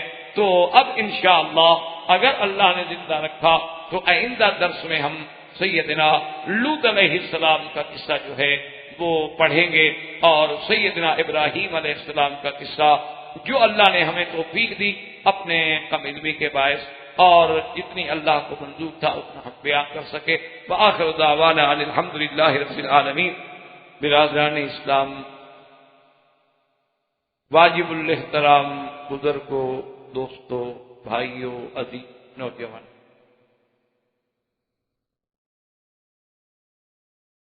سلسلہ دروس قصص الانبیاء علیہم الصلاۃ والتسلیم میں ہم نے سیدنا ابراہیم الخلیل علیہ الصلاۃ والتسلیم کے بارے میں پڑھا، اور اسی سیدنا ابراہیم علیہ السلام کے واقعات کے ضمن میں قرآن مقدس نے متعدد صورتوں میں اس قصے کو بھی تقریباً ملا کے ذکر کیا۔ اس کی وجہ یہ ہے، علماء نے لکھا ہے کہ لوط علیہ السلام جو ہیں دراصل یہ ابراہیم علیہ السلام کے بھائی کے بیٹے، یعنی ابراہیم علیہ السلام جو ہیں ان کے بھائی تھے ہاران، تو ہاران کے بیٹے جو ہیں وہ لوط ہیں، تو پھر لوط ابن طارق ہیں، یعنی جیسے ابراہیم علیہ السلام کے باپ کا نام طارق تھا اور لقب آذر تھا، تو یہ لوط جو ہیں وہ ان کے بھائی کے بیٹے ہیں، تو اس لیے ایک بڑا قریبی تعلق۔ اور اسی طرح ہمیں یہ بھی روایات کتب سابقہ سے یہ بات ملتی ہے کہ لوط علیہ السلام جو ہیں وہ بھی دراصل یعنی طارق کے گھر میں، آذر کے گھر میں ہی پرورش پائی، اور ابراہیم علیہ السلام وہ اکٹھے رہے۔ ایک تو بھائی کے بیٹے ہیں اور پھر زیادہ قرب بھی ہے کہ ایک گھر میں پرورش ہو۔ اور ابراہیم علیہ السلام پر جب آزمائشوں کے پہاڑ ٹوٹے، جب سیدنا ابراہیم الخلیل علیہ السلام پر دور ابتلا آیا،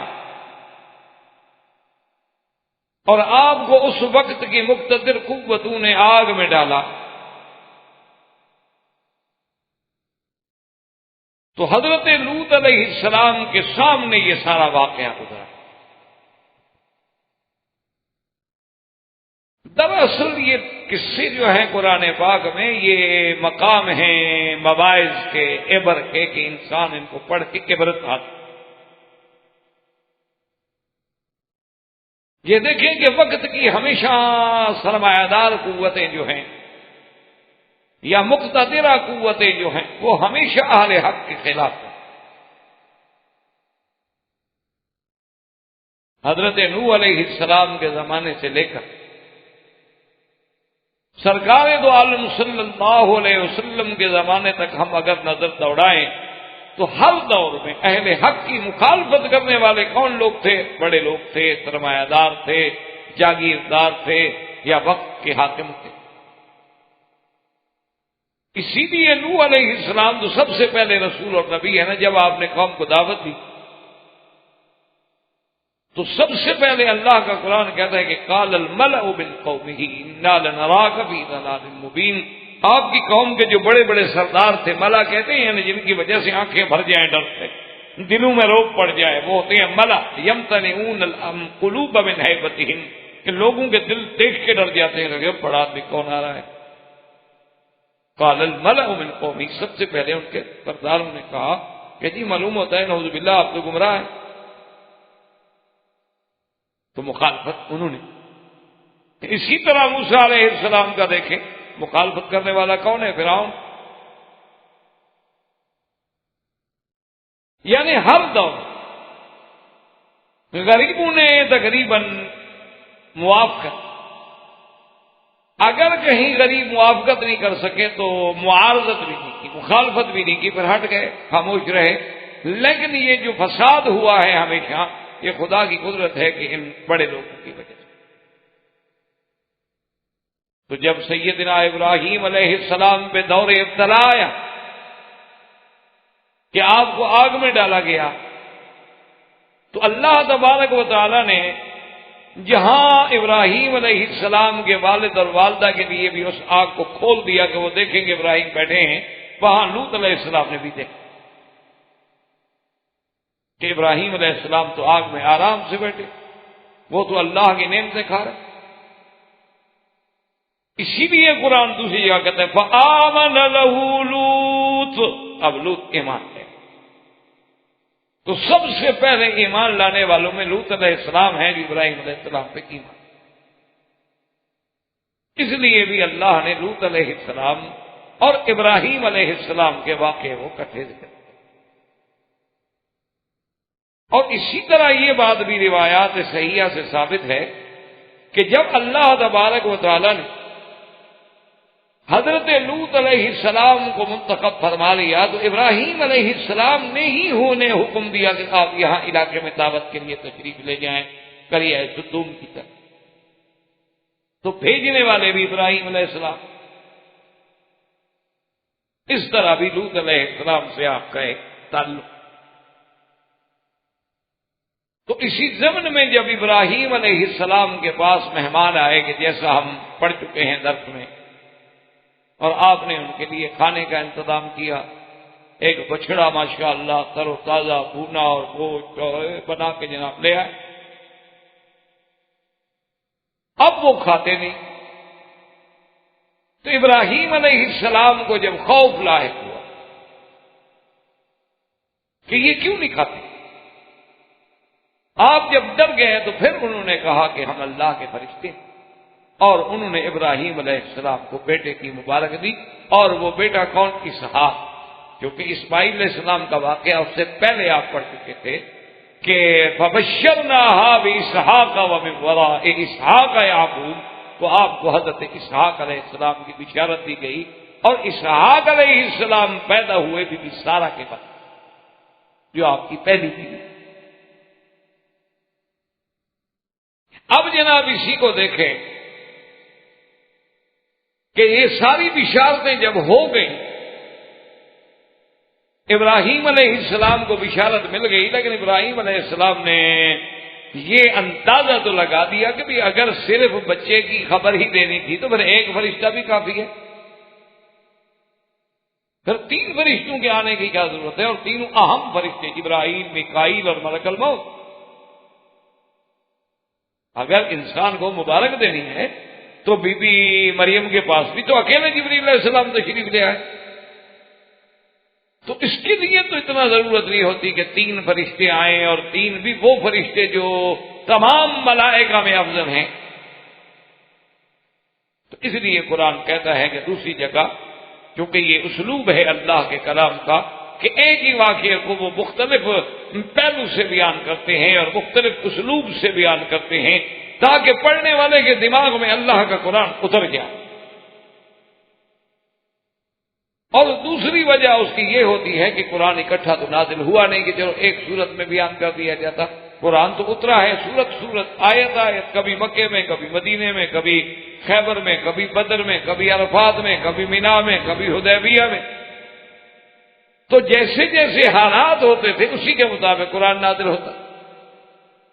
اس لیے بھی اللہ تبارک و تعالیٰ نے ایک ہی واقعے کو متعدد صورتوں میں نازل فرمایا کہ جہاں جس حصے کی ضرورت آئی وہاں وہی آیات نازل۔ تو اللہ پاک نے دوسرے مقام پر قال ما خطبکم ایھا المرسلون، قال فما خطبکم۔ اب ابراہیم علیہ السلام نے پوچھا کہ بھائی کیا اصل وجہ کیا ہے تم لوگوں کی، اللہ کے فرشتے کیوں بھیجے گئے ہو؟ یہ تو معمولی سی بات جو بشارت دے گی ایک کافی ہے۔ قالوا انا ارسلنا الى قوم مجرمین۔ اب فرشتوں نے کہا کہ بھائی اصل بات یہ ہے کہ ہمیں تو اس مجرمین قوم کی طرف اللہ نے بھیجا ہے، قوم لوط کی طرف اللہ تبارک و تعالی نے ہمیں بھیجا ہے کہ اب ان کے نافرمانیوں کی انتہا ہو چکی ہے، اب ان کی بغاوت کی انتہا ہو چکی ہے، اب ان کا استیصال کا وقت آ گیا ہے، اب ان کے سروں کی فصل پک چکی ہے اور ان کے کٹنے کا زمان آ۔ اللہ نے وہاں یوں ذکر۔ اب ابراہیم علیہ السلام کو جب یہ پتہ چلا تو یہاں قرآن پاک نے ایک سورت ہود میں ایک دوسرے اسلوب سے بیان کیا کہ فَلَمَّا ذَهَبَ عَنْ إِبْرَاهِيمَ الرَّوْعُ وَجَاءَتْهُ الْبُشْرَى يُجَادِلُنَا فِي قَوْمِ لُوطٍ۔ اللہ فرماتے ہیں کہ جب ابراہیم علیہ السلام کا خوف ختم ہو گیا، پتہ لگ گیا فرشتے ایسے نہیں کھا رہے، اور ڈر ختم، وَجَاءَتْهُ الْبُشْرَى، اور بیٹے کی خوشی اور مبارک بھی مل گئی کہ اللہ آپ کو بچہ دیں گے اسحاق، اس کے بعد یعقوب، اور اسحاق بھی نبی اور یعقوب بھی نبی، اولاد ہو اور پھر اولاد بھی صالح ہو۔ اللہ فرماتے ہیں کہ دیکھو اب ابراہیم قوم لوط کی وجہ سے جھگڑنے لگ گئے فرشتوں کے ساتھ، اب ذرا اطمینان ہو گیا نا، ڈر نکل گیا، تو اب ابراہیم علیہ السلام نے جھگڑنا شروع کیا۔ تو یاد رکھیں کہ وہ جھگڑنا کیا تھا، وہ اصل میں روایات میں یہ آتا ہے کہ ابراہیم علیہ السلام نے فرشتوں سے پوچھا کہ بھئی ایک بات تو بتاؤ، ٹھیک ہے تم جا رہے ہو قوم لوط کو ہلاک کرنے، لیکن اگر کسی بستی میں کسی علاقے میں 400 مسلمان رہتا ہو تو وہاں بھی تم عذاب نازل کرو گے؟ کہا کہ نہیں، اگر وہاں 400 مسلمان ہو تو پھر تو ہم عذاب نہیں نازل کریں۔ انہوں نے کہا اچھا چلو ایسا کر، اچھا ایک بات اور بتا دو، چلو 400 نہ ہو 200 ہو۔ انہوں نے کہا 200 ہو تو پھر بھی عذاب نہیں نازل کریں۔ انہوں نے کہا اچھا چلو 200 نہ ہو 100 ہو۔ انہوں نے کہا پھر بھی عذاب نہیں آئے گا۔ انہوں نے کہا اچھا 100 نہ ہو تو اگر وہاں 40 ہوں۔ اب حضرت ابراہیم کیوں جھگڑ رہے؟ مقصد یہ ہے کہ آخر اللہ کے نبی ہیں، اب جب دیکھا کہ قوم پہ عذاب آ گیا ہے تو اب کوشش کی کہ کسی طرح ٹل جائے، کیونکہ ہم پیغمبر یہ تو نہیں چاہتے کہ قوموں کا استیصال ہو جائے۔ انہوں نے کہا 40 ہو تو پھر بھی عذاب نہیں کریں۔ انہوں نے کہا اچھا 40 نہ ہوں چلو 10 ہو۔ انہوں نے کہا پھر بھی نہیں کریں گے۔ انہوں نے کہا 1 ہو۔ ابراہیم صاحب کو تو پتا تھا کہ وہاں تو مسلمان آئے نہیں، معذ اللہ علیہ السلام، کیونکہ خدا کی شان ہی ہے کہ یعنی پوری قوم لوط میں کوئی بندہ اسلام نہیں لے آیا لوط علیہ السلام پہ ماں سوا 2 لڑکیوں کے، اپنی بیوی بھی مسلمان نہیں ہوئی۔ اسی لیے میرے آقا نے حدیث مبارک میں آتا ہے صلی اللہ علیہ وسلم نے، سرکار دو جہاں نے فرمایا کہ قیامت والے دن بعض نبی ایسے بھی ہوں گے جن کے ساتھ کوئی یعنی ایک بندہ بھی نہیں، بعض نبی ایسے بھی ہوں گے جن کے ساتھ 2 اور 4 آدمی ہوں۔ تو اس لیے ہمیشہ یاد رکھا کریں، اسی لیے علماء حق نے قرآن و سنت کی روشنی میں فرمایا ہے کہ مجمع زیادہ ہونا، بھیڑ زیادہ ہونا، عدد زیادہ ہونا کوئی حقانیت کی دلیل نہیں ہوتی، یہ کوئی دلیل نہیں۔ ویسے بھی اللہ کی شان ہے، آپ دیکھیں نا جی کہ گلاب کا پھول ہو تو پھول تو ایک ہوگا، کانٹے 18 ساتھ لگے۔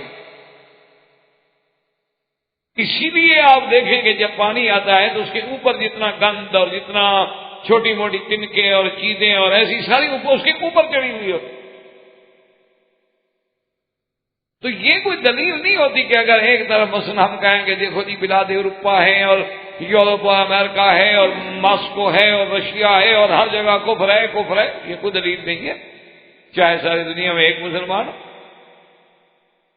یہ تو کوئی ضروری نہیں ہے کہ اگر ہم زیادہ، ہاں یہ ایک الگ بات ہوتی ہے کہ اب ہم مسلمان ہیں الحمدللہ، پھر کسی مسئلے پر جمہور ایک طرف ہے تو ان کا وزن ہوتا ہے، لیکن جہاں کفر اور اسلام کی بات ہے کہنا مسلمان، اللہ کے نبی کے ذمہ دعوت ہے، اگر کوئی مسلمان ہو گیا الحمدللہ، نہیں ہوا تو نبی کا تو اس میں کوئی ذمہ نہیں، ان علیک الا البلاغ، آپ کی ذمہ داری ہے کہ حق پہنچا دو۔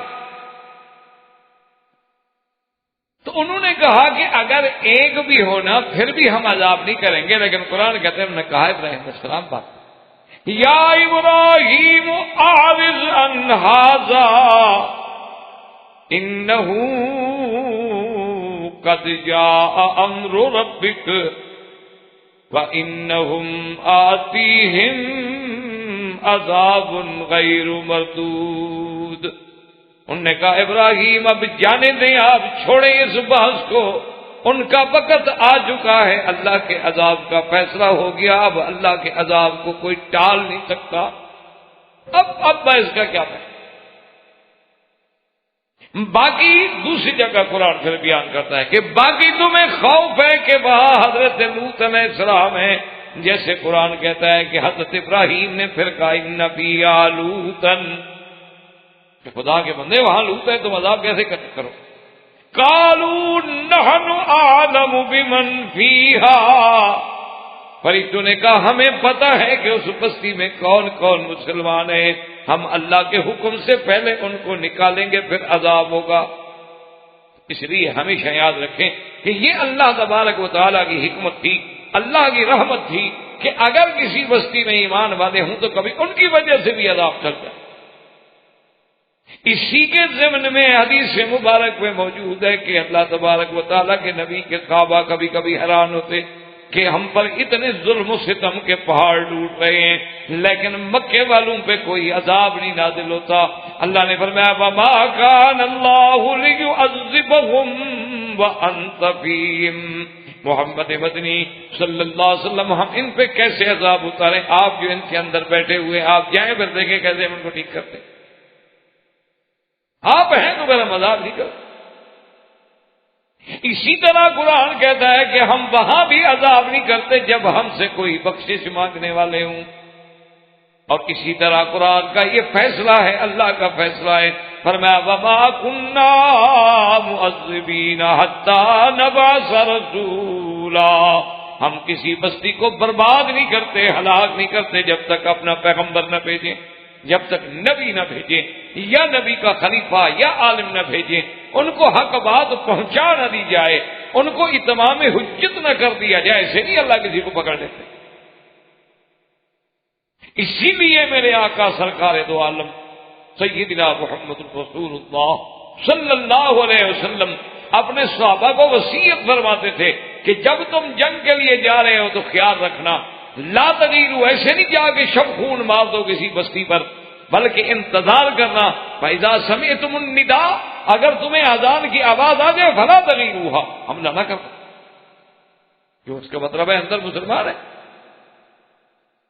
اذان جو دے رہے اور اگر آزان کی آواز نہ آئے تو پھر سمجھ لو کہ اس بستی میں کوئی مسلمان نہیں. یہ نہیں ہو سکتا کہ مسلمان ہو اور اذان نہ کہے اور نماز نہ پڑھے. تو حضور صلی اللہ علیہ وسلم سے منع. لیکن ایک بات ایک حدیث مبارک میں یہ آیا ہے کہ ایک دفعہ ایک بی بی صاحبہ نے حضور صلی اللہ علیہ وسلم سے سرکار دو عالم سے ایک سوال کیا. آپ بتا رہے تھے نا کہ ایسے امتوں پہ عذاب آئیں گے, ایسے عذاب آئیں گے, ایسے عذاب آئیں گے. تو اس بی بی نے پوچھا کہ یا رسول اللہ صلی اللہ علیہ وسلم انہلک وفینا الصالح, کہ کیا ہم اس وقت بھی ہلاک ہو جائیں گے؟ ہم اچھے لوگ ہوں گے, چلو ہم برے ہیں لیکن اچھے بھی ہیں. حضور نے فرمایا کہ ہاں, اذا کثر فیکم الخبث, کہ جب بے حیائی بڑھ جائے گی, جب برائی بڑھ جائے گی تو پھر اللہ کے عذاب آ جاتے ہیں, پھر اللہ پاک عذاب کر دیتے ہیں. اس میں اچھے بھی رگڑے جاتے ہیں اور برے بھی رگڑے جاتے ہیں. پھر قیامت والے دن ہر کوئی اپنے عمل پہ اٹھے گا. اچھا ہے تو اس کو جزا اچھی مل جائے گی, برا ہے تو سزا مل جائے گی, لیکن پھر اللہ عذاب کو نہیں کرے. اسی طرح ایک روایت میں موجود ہے کہ اللہ نے حکم دیا ایک بستی پر عذاب, کہ فلاں بستی پہ عذاب نہ.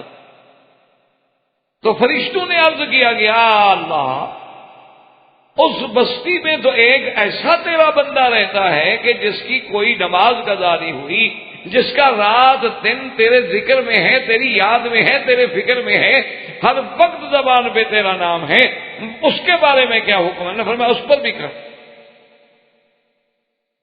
آپ ملائکہ نے کہا اللہ کی مرضی ہے. انہوں نے کہا مولا آپ کا حکم ہے, انکار نہیں ہو سکتا. اب اللہ نے فرمایا ملائکہ تم نہیں جانتے, ٹھیک ہے وہ عابد تھا, زاہد تھا, وہ ذاکر تھا, لیکن اس نے میں برائی پر کسی دوسرے کو روکنے کی کوشش نہیں کی. تو صرف ہمارا نیک ہونا کافی نہیں ہوتا. جیسے آج کل ایک محاورہ ہے نا کہ بھئی تو اپنی نبیڑ, تجھے غیر سے کیا. یہ غلط. ہر آدمی کا ایک فلسفہ بن گیا ہے کہ بھئی چھوڑو, ہم کسی دوسرے کے معاملے میں کیسے دخل. لیکن جی آزادی ہے اور ہر آدمی کو حق ہے, اور ٹھیک ہے وہ جانے ان کا کام جانے. یہ بات اللہ کے رسول اور اسلام کے فلسفے کے خلاف. ایک آدمی آگ میں جل رہا ہے, آپ اس کو بچانے کی کوشش بھی نہ کریں, آزادی ہے جانے دو. ایک آدمی آپ کے سامنے اگر آگ میں جا رہا ہے, آپ کا فرض ہے کہ پکڑیں آپ اس کو. ایک آدمی آپ کے سامنے مکان سے کھڑے ہو کے چھلانگ لگانا چاہتا ہے, خودکشی کرنا چاہتا ہے, آپ کہہ رہے ہیں کہ آزادی ہے, کیوں ہم دخل دیں, جانے دو. یہ کون سی آزادی ہے؟ تو جو لوگ اللہ اور اللہ کے رسول سے جنگ کر رہے ہیں, اللہ کے رسول کی مخالفت کر رہے ہیں, وہ جہنم کی آگ میں اپنے آپ کو ڈال رہے ہیں, ان کو آپ جہنم سے بچانے کی کوشش کیوں نہیں کرتے؟ یہ کیا بات ہے؟ اسی لیے اسلام کا یہ فلسفہ ہے کہ ہمارا ہر بندہ جو ہے کنتم خیر امۃ اخرجت للناس تأمرون بالمعروف وتنہون عن المنکر, کہ ہمارا ہر بندہ بھلائی کا حکم کرے اور برائی سے روکے.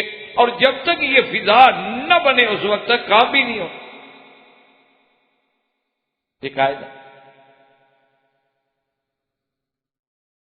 تو اس لیے ہمیشہ یاد رکھیں کہ جتنے بھی اللہ تبارک و تعالیٰ کے احکام آئے, اور تو اس کے لیے یہ ضروری ہے, لازمی ہے کہ آپ جتنا مرضی آئے کر لیں, لیکن شرط یہ ہے کہ احکام پہ چلنا ہوگا, ورنہ اللہ کا عذاب آئے پھر سب کو اپنی لپیٹ میں لے. اچھا, اس کے بارے میں میرے آقا نے سرکار دو عالم صلی اللہ علیہ وسلم نے کس قدر یعنی عظیم مثال بیان فرمائی ہے. عظیم مثال بیان فرمائی. آپ نے فرمایا کہ اگر آپ ایک کشتی میں سوار ہیں اور کشتی کے دو حصے ہیں, دو خانے ہیں, کچھ لوگ اوپر ہیں, کچھ لوگ نیچے ہیں. اگر نیچے والوں کا یہ مزاج بن جائے کہ بھی ہم اس کشتی میں سوراخ کر کے نیچے سے پانی لے لیتے ہیں, ادھر سے جانا پڑتا ہے, ادھر جاؤ اور کنارے پہ کھڑے ہو اور ڈول ڈالو, اور پھر پانی نکالو تو بڑا آسان ہے کہ ہم یہاں تختہ توڑ کے تھوڑا سا یہاں سے سوراخ کر کے ہر آدمی اپنا ڈول بھر لے گا. اگر اللہ کے نبی نے فرمایا کہ تم ان کا ہاتھ نہ پکڑو اور وہ سوراخ کر دیں اور پانی اندر بھر جائے جو تم اوپر رہ رہے ہو تو تمہارا کیا حال ہوگا؟ اگر تم اوپر بیٹھے رہو گے جی ہم تو دور ہیں ہمیں تو کچھ نہیں ہو رہا، لیکن جب اس کشتی میں پانی بھرے گا جب وہ ڈوبیں گے تم بھی ساتھ ڈوب جاؤ. اسی لیے اللہ تبارک و تعالیٰ کی شان ہے کہ اللہ تبارک و تعالیٰ اپنے بندہ یعنی اس کا اگر ایک بندہ بھی اللہ کی یاد کرنے والا ہے تو پہلے یہ تھا اس کی وجہ سے بھی عذاب نہیں ہے. اور دوسری بات جو اصل بنیادی بات ہے سمجھنے والی وہ اپنے دل و دماغ میں اللہ کی رحمت سے رکھ لیں کہ جب تک آپ نوح علیہ السلام سے لے کر یعنی سرکار دو جہاں صلی اللہ علیہ وسلم تک جتنے پیغمبر اور ان کی قومیں گزرے ہیں جب آپ نظر ڈالیں گے تو آپ اس نتیجے پہ پہنچیں گے کہ اللہ محض کافر ہونے کی وجہ سے کسی کو عذاب نہیں دیتے. یہ بات ہمیں کیا ہے بس ایک قوم کافر ہے لہذا کافر ہونے کی وجہ سے عذاب آ جائے ایسا نہیں، کیونکہ اللہ فرماتے ہیں ہم نے تو دونوں راستے بتلا دیے ہیں، یہ ایمان کا ہے یہ کفر کا ہے، جو چاہو اختیار کرو. پھر عذاب کیا مطلب؟ کافروں کو بھی عذاب اس وقت ملتا ہے جب کفر کے ساتھ وہ مجرمانہ کارروائیوں میں پڑ جاتے پھر اللہ کے عذاب آتے. ورنہ کافر ہے ٹھیک ہے مانے گا اس کا بھلا ہے، نہیں مانے گا اس کا نقصان ہے. ایمان لے آئے گا تو دنیا و آخرت کی بھلائی ہے اور ایمان نہیں لے آئے گا تو دنیا و آخرت میں خرابی ہے. تو اس کے علاوہ جو ہے وہ آپ کچھ بھی نہیں کر سکتے.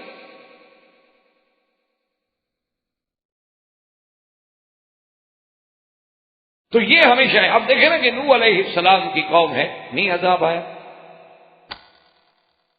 لیکن جب قوم نے نوح علیہ السلام کو مارنا شروع کر دیا، مار مار کے بے ہوش کر دیتے، نوح علیہ السلام کو مجنون کہتے، دیوانہ کہتے، استہزاء کرتے، جب وہ جرائم میں بڑھتے گئے اور ان پہ اب تبلیغ نے اثر بھی چھوڑ دیا کہ نوح علیہ السلام کو کہنے پڑا کہ یا اللہ میں نے ان کو ہر حال میں دعوت دی ہے ان کو کوئی اثر نہیں، حتیٰ کہ اگر آپ ان کو چھوڑ دیں تو میں ان کی نسلوں کو بھی آزما چکا ہوں، آئندہ بھی جو نسل پیدا ہوگی وہ بھی کم لن یلدوا الا فاجرا کفارا. اسی طرح بھی آپ دیکھیں نظر ڈالیں کہ موسیٰ علیہ السلام کے مقابلے پہ فرعون تھے تو بنو اسرائیل کے مقابلے پر قبط تھا، فرعون تھا، لیکن اتنی مدت طویلہ تک عذاب نہیں آیا فرعون یا فرعون کی قوم پہ. لیکن جب وہ حد سے بڑھ گئے کہ لوگوں کے بچوں کو قتل کر دو، بچیوں کو غلام بنا دو، ان کو جناب اپنے مشقتوں کے کاموں میں عذابوں میں ڈال دو، سارے مصائب کا ان کو شکار کر دو، تو پھر اللہ تبارک و تعالیٰ کا جلال جو ہے وہ جوش میں آتا ہے. ورنہ کافر کو بطور کافر ہونے کی سزا نہیں ملتی، کیوں؟ وہ تو اللہ پاک نے ہر بندے کو پیدا کرنے کے بعد اس کے سامنے راستہ کھلا رکھ دیا. تو اس لیے قرآن مجید یہ کہتا ہے کہ فرشتوں نے ابراہیم علیہ السلام سے کہا کہ حضرت اب بات کہنے کا کوئی فائدہ نہیں، اللہ کے فیصلے جو ہیں وہ کبھی بدل نہیں، لا مبدل لکلماتہ، اللہ کا جو حکم ہو جائے تو ہو جاتا ہے. انہم آتیہم عذاب غیر مؤجل.